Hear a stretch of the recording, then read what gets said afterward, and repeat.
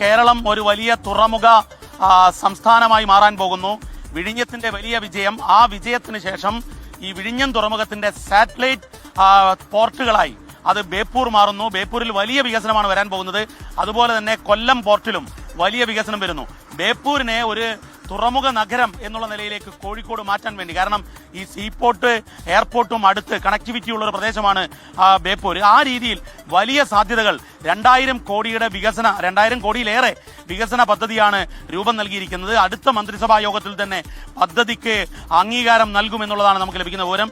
ഇതിന് 6 മാസം മുമ്പ്, അതായത് 2025 സെപ്റ്റംബറിൽ തന്നെ ഇതിന്റെ രൂപരേഖയായി കേന്ദ്ര സംസ്ഥാന ചർച്ചകൾ നടന്നു. ഇതെല്ലാം രഹസ്യമായിരുന്നു നടന്നത്. കാരണം ഇതൊരു വലിയ വികസന പദ്ധതിയായി വരണം എന്നുള്ളത് കൊണ്ട് തന്നെ, കാരണം ഇതിൽ പല തടസ്സങ്ങൾ വന്നേക്കാം, കാരണം കേന്ദ്രത്തിന്റെ അനുമതി ഇത്തരം കാര്യങ്ങളിൽ. പക്ഷേ എന്നാൽ എല്ലാം ക്ലിയറായി. ഏറ്റവും ഒടുവിൽ ധനവകുപ്പിന്റെ അംഗീകാരം കൂടി നൽകി കഴിഞ്ഞു, ശരിവെച്ചു കഴിഞ്ഞു. ഇനി ക്യാബിനറ്റിന്റെ അപ്രൂവൽ മാത്രമാണ് വേണ്ടത്. അതായത് ബേപ്പൂരിൽ ഒരു വലിയ തുറമുഖം PPP മാതൃകയിലാണ്, അതായത് വിഴിഞ്ഞത്തിന്റെ സമാന മാതൃകയിൽ പ്രൈവറ്റ് പബ്ലിക് പാർട്ടിസിപ്പേഷനിലാണ് ഈ വലിയ പദ്ധതി വരുന്നത്. വിഴിഞ്ഞം തുറമുഖത്തിന്റെ സാറ്റലൈറ്റ് തുറമുഖമായി മാറുമ്പോൾ ആ വലിയ രീതിയിലുള്ള വിദേശ ചരക്കുകളുടെയും വിദേശ കപ്പലുകളുടെയും വരവ് ഈ വിഴിഞ്ഞത്തു നിന്നും കൊല്ലം ബേപ്പൂരിലേക്കുള്ള ഒരു രീതിയിലേക്കുള്ള വലിയ വളർച്ചയായി മാറും. അത് പിന്നീട് അങ്ങോട്ട് മുദ്രാപാട്ടിലേക്കും അതുപോലെ മംഗലാപുരം മാംഗ്ലൂർ പോർട്ടിലേക്കും പോകുന്ന ഒരു വലിയ പോർട്ട് കണക്ടിവിറ്റി തന്നെ കേരളത്തിൽ സാധ്യമാവുകയാണ്.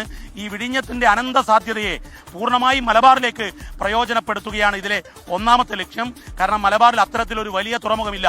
അതുകൊണ്ട് ഒരു വലിയ ബൃഹത് പദ്ധതിയാണ് PPP മാതൃകയിൽ വിഴിഞ്ഞം മോഡൽ വികസനവുമായി എത്തുന്നത്. അടുത്ത മന്ത്രിസഭാ യോഗത്തിൽ ഇതിന് പദ്ധതിക്ക് അംഗീകാരം നൽകുമെന്നാണ് നമുക്ക് ലഭിച്ച വിവരം.